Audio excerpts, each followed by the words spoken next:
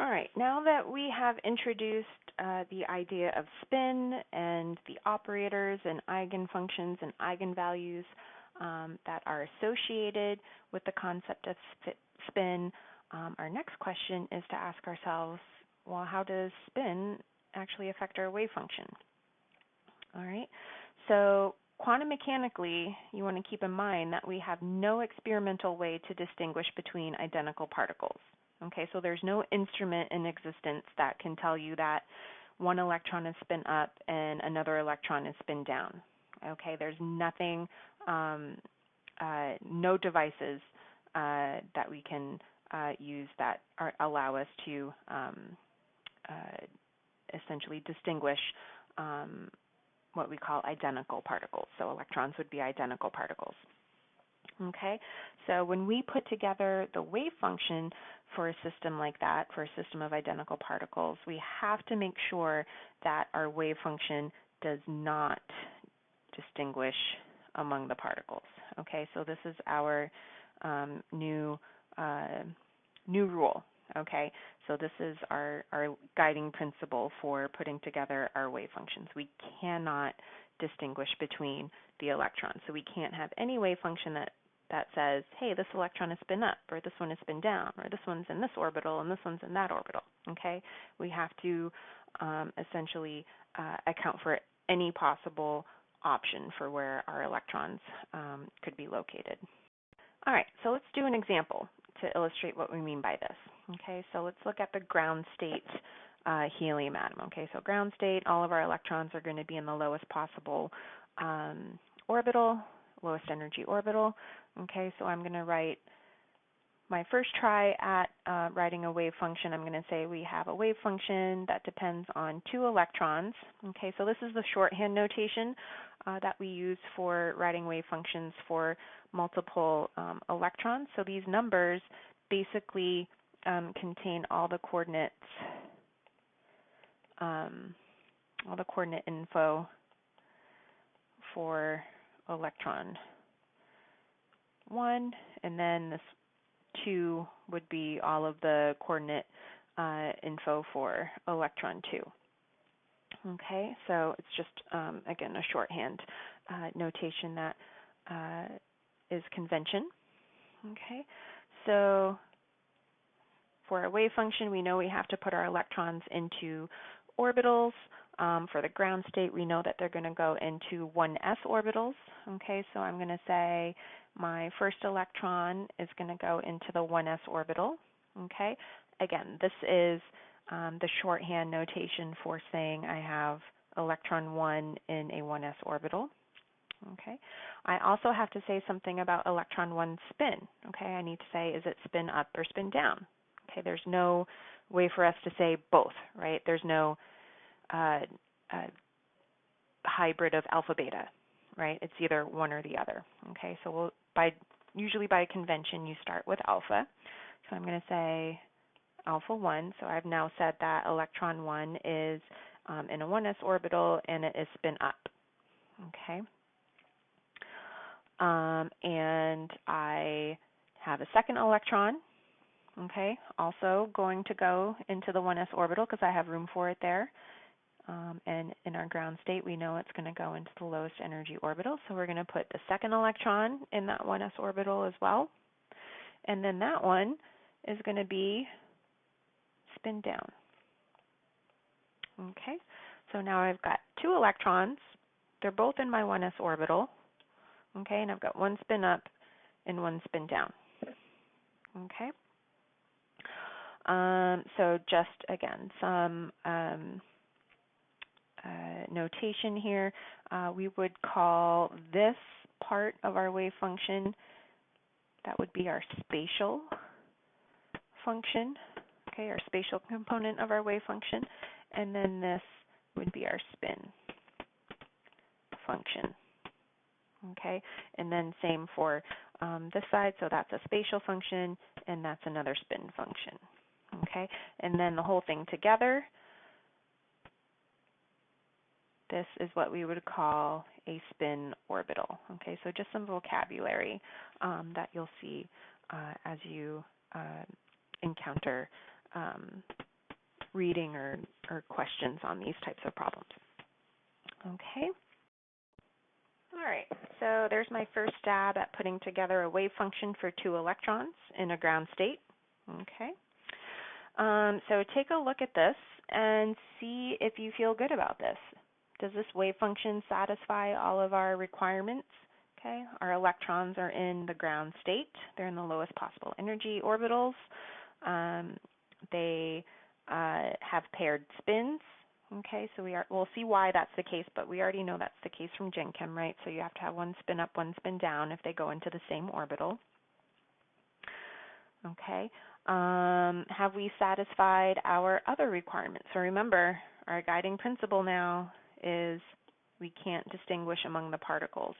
So ask yourself, does this wave function as written, distinguish among our particles? All right, so take a second and see how you feel about it. Okay, hopefully you've taken a moment and you have decided that this wave function is not okay because it does in fact distinguish among our electrons. Okay, so this function as I've written it tells me that electron 1 is spin up and electron 2 is spin down. Okay, that's not okay. So that distinguishes our electrons, and that is not good. All right, well, let's try again. Well, let's, flip them around so that electron 1 is spin down and electron 2 is spin up. That'll fix things, right? Okay, so we can just write another wave function for electrons 1 and 2, where we have, again, we're still in our 1s orbital because we're in our ground state. So let's put electron 1 spin down, and electron 2 can be spin up. Okay, now ask yourself, did we fix anything there? Okay, the answer is no. We just succeeded in distinguishing them in the opposite way. So now we said that electron 1 is spin down and electron 2 is spin up. Okay, so still frowny face on that one. All right, so maybe ask yourself, how can we get a good wave function that doesn't distinguish between our electrons? Well, we have accounted for essentially all of our possible options between these two functions that we've written so far, right? So here we've got electron 1 spin up, electron 2 spin down. Down here we have electron 1 spin down, electron 2 spin up. Okay. There's no issue with having them both in that 1s orbital. Okay, again, that just means that we have our ground state situation. Okay, so if we could combine these wave functions that we've written, then we've actually accounted for all of the possible options for our electron, right? So that's exactly what we want to do. Okay, so we take what we call, again, we've encountered this before, right, linear combinations. So we want a linear combo of these two. Okay, so our actual wave function that will work for us is going to be, let's take function 1, and we can add it to function 2.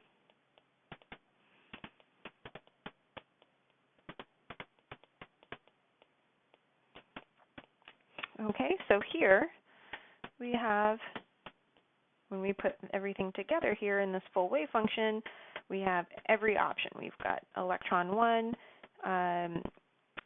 spin up and spin down, electron 2 spin up and spin down. Okay, so this wave function as written satisfies our indistinguishability requirement. Okay. You may also be asking yourself, well, if I can add them as a linear combination, can't I also subtract them? Could I put a minus sign there? And yes, you can. Those are both perfectly allowed combinations of those two wave functions. Okay, it turns out that only one of those options is the correct one for the electron. Okay, so it's been experimentally determined that only one of these is actually the correct wave function for the electron. And it's actually this one.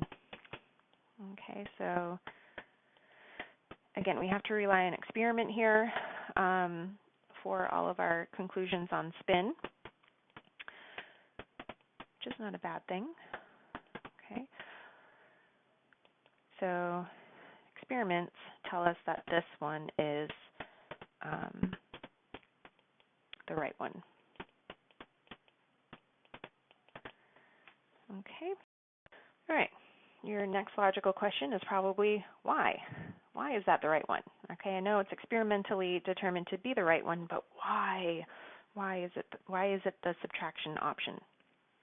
Well, that leads us to our sixth quantum mechanical postulate that tells us that all electronic wave functions, okay, so that means any half integral spins, okay, those are our fermions. Let me get our vocabulary word there. Fermions must be antisymmetric under the interchange of any two electrons. Okay, that is our general Pauli principle. Okay, this is not the Pauli exclusion principle. We'll talk about that in a second. Okay, but the antisymmetric requirement is what we know as our Pauli principle. We'll talk a little bit more about what that antisymmetric behavior means under the interchange of two electrons. Okay, we'll talk about that more in a minute. Okay, but for now, let's just distinguish between that, our Pauli principle, and what you know from Gen Chem, which is the Pauli exclusion principle. So this is the one that you know from your first encounters with quantum chemistry. Probably a number of years ago, right? That says that no two electrons can have the same four quantum numbers. Okay, so that is the rule that tells you that you have to have, if you have two electrons in the same orbital, one has to be spin up and one has to be spin down, right? They can't ever be the same spin. Okay, so what's happening is that two electrons with the same spin essentially have zero probability of being found at the same point in three-dimensional space. Okay, so since our wave function is a continuous function, the probability of finding two electrons with the same spin close to each other in space is quite small. Okay, so what's happening is that the Pauli antisymmetry principle essentially forces electrons of similar spin to keep apart from one another. Okay, that's kind of what we term as Pauli repulsion. Okay, it's not a real physical repulsive force so much as a reflection of the fact that our electronic wave functions have to be antisymmetric with respect to exchange. Okay, so now this, again, just highlighting, this is only a requirement for fermions, okay, things with half integral spins. If you have a particle that can have an integral spin, so like something like a boson, okay, bosons are not restricted by this rule. Okay, they do not have to be antisymmetric upon the interchange of electrons like electrons do. All right. So now that we've introduced our sixth postulate of our Pauli principle, okay, and that anti-symmetry requirement, okay, we're going to spend just a minute talking about what it means to be antisymmetric upon the interchange of any two electrons. Okay, so this is the rule that Pauli has imposed on our half-integer spin electrons or fermions. Okay. So let's see exactly what that means for. Okay, so let's start by looking at the function that we just came up with that we said was the quote-unquote correct wave function for our two-electron system.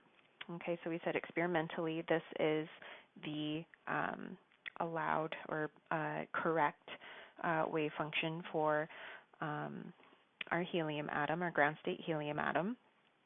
All right, so what we're going to do is to focus on this part. So we're going to interchange any two electrons. Okay, so we only have two electrons in this example, so we're just going to interchange them. But you could do this with any number of electrons that you have in a system. Okay, so it doesn't matter which ones you switch around. You're basically just going to swap the positioning of any of your two electrons. Not all of them. Okay, just any two. It should not matter which one you pick. All right, but again, we only have two here, so it's going to be easy. All right, so let's just, again, we're going to swap those. Okay, so we're going to have electron 2 wherever we had electron 1, and then electron 1 wherever we had electron 2. Okay, so this will become 1s2, alpha 2, 1s1, beta 1, minus 1s2, beta 2, 1s1, alpha 1. Okay, so I've just switched the placement of my 1s and my 2s. All right, so what you'll notice here as we compare these two different versions of our wave function is that our psi 2, 1 is equal to the negative of psi 1, 2. Okay, so you'll notice here that your signs change, right, when we flip those over. So here we've got a negative in front of the 1s1 beta 1 option, and here we have the negative sign flipped to the other term for 1s2 beta 2 option. Okay, so this is what we mean by antisymmetric. Okay, so our wave function in this case is antisymmetric.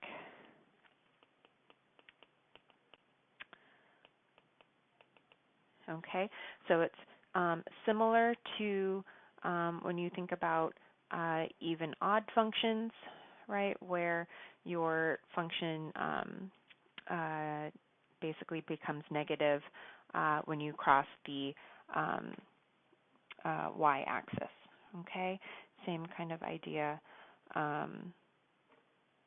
Same kind of idea here. Okay, so when we interchange them, then our function becomes negative. Interchange those electrons, your function becomes of the opposite side. All right, and again, just to hammer this point home, it's going to be under the interchange of any two electrons.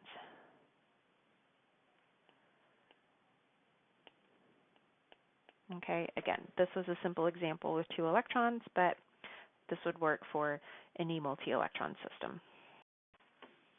Okay, so now that we've discussed that idea of antisymmetry upon the exchange of any two electrons, again, that's our Pauli principle, let's take just a minute to talk about the Pauli exclusion principle that you're more familiar with. Okay, so why is it that electrons can't have the same exact 4 quantum numbers?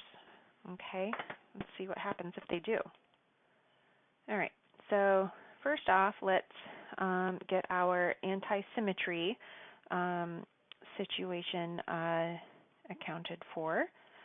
Okay, so we're going to say that we have a function where we have, let's put in some more electrons to make it fun.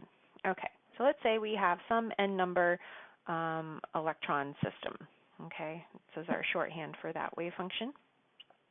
Remember that antisymmetry, our Pauli principle, requires that this condition hold.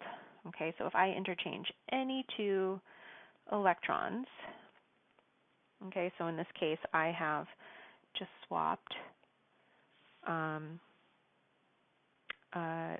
electrons 1 and 2. I've interchanged electrons 1 and 2 again. Okay, so based on our Pauli principle of antisymmetry, this situation is true. Okay, So my question for you is, what happens if electrons 1 and 2 have the exact same coordinates? Okay, so if they have exactly the same coordinates, then what we could write is psi 1, 1, 3 dot dot dot n is equal to minus psi 1, 1, 3 dot dot dot n. Okay, so these are the same functions. I'm just going to bring this function over to my left-hand side, so I will end up with 2 of those, right? So just our regular old algebra.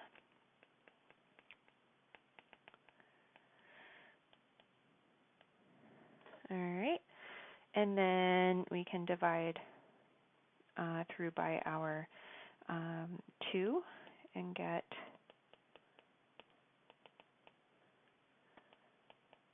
this result. And what does that tell us? Well, we have just ended up in a situation where our wave function equals 0. We know that that is a rather uninteresting problem. That tells us that we have no wave function, no particle. Right? So that is not a very interesting atom to be working with. In fact, it's not an atom at all. Okay, so this is our Pauli exclusion principle. So this is essentially a consequence of our Pauli exclusion principle.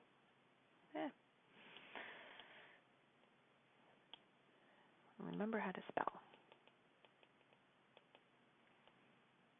All right, so this is our Pauli principle, that anti-symmetry requirement, and then Pauli exclusion principle is no 2 electrons can have the same 4 quantum numbers. Okay, so hopefully this has shed a little bit of light on some of the ideas that you've been using in your chemistry careers for years now, things that you learned in Gen Chem and have kind of taken with you for granted. Okay, so a little bit of the taking away a little bit of the black box there, hopefully. Okay, so last little bit that we'll talk about in terms of our introduction to the idea of spin is that, and this idea that we have to have anti-symmetric wave functions for our electrons, for our half-integer particles. Okay, you can imagine that it would become quickly cumbersome to put together anti-symmetric wave functions as you start to add more and more electrons to your system. So we did a pretty simple example with 2 electrons, and we ended up with those 2 not terribly small terms in our linear combination. Okay, so you can imagine that those get pretty complicated pretty quickly. So we like to have a nice methodical way to put those together, so we don't have to worry too much about keeping track of our pluses and minuses and matching up all of our terms. And the easiest way that we have to do this is something called a Slater determinant. Okay, so again, we've seen determinants before, right? So this is just another use for them. So we can represent our anti-symmetric wave functions for any number of electrons, for atoms with any number of electrons using this format. Okay, so for an n-electron system, we use what we call an n by n determinant. Okay, where the U's that are in here represent our spin orbital. So remember, your spin orbital is kind of your 1s, 1 alpha 1. Okay, so it contains all of both your spatial and your spin functions in there. Okay. All right. So again, this capital N here represents the total number of electrons in your system. So for lithium, that would be a 3. Okay, so 1 over n factorial, and then you would account for all of your spin orbitals. So here, this term would represent 1s1 alpha 1. This would be 1s1, sorry, 1s2 alpha 2, all the way down to 1s n alpha n. Okay, and then as you go across, you're just going to change your spin orbital. So this would be spin up, spin down, spin up, spin down, and you just kind of keep going across until you have all of your options represented. Okay. So then when you're finished putting together your determinant, each row should contain 1 electron. Okay, so electron 1, electron 2. Each column contains a spin orbital, so 1s alpha, 1s beta. And when you evaluate this, it will automatically work out so that the sign of the determinant changes when you interchange any 2 rows or 2 columns of the determinant. Okay. In other words, when you interchange any 2 electrons, your sign's going to change. Okay. So that essentially ensures our Pauli principle.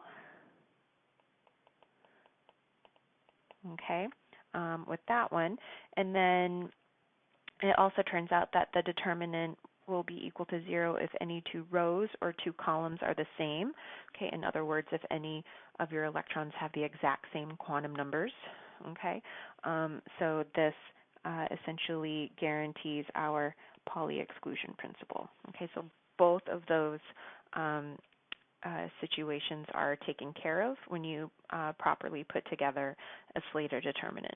Okay, so you're guaranteed to satisfy both your Pauli principle, your anti-symmetry requirement, and your Pauli exclusion principle. So no 2 electrons can have the same 4 quantum numbers. All right, so that just about does it for our introduction to spin. You're going to get a chance to practice with a lot of these ideas on worksheets and homeworks. So hopefully this was helpful in getting you started on that work. All right, thanks.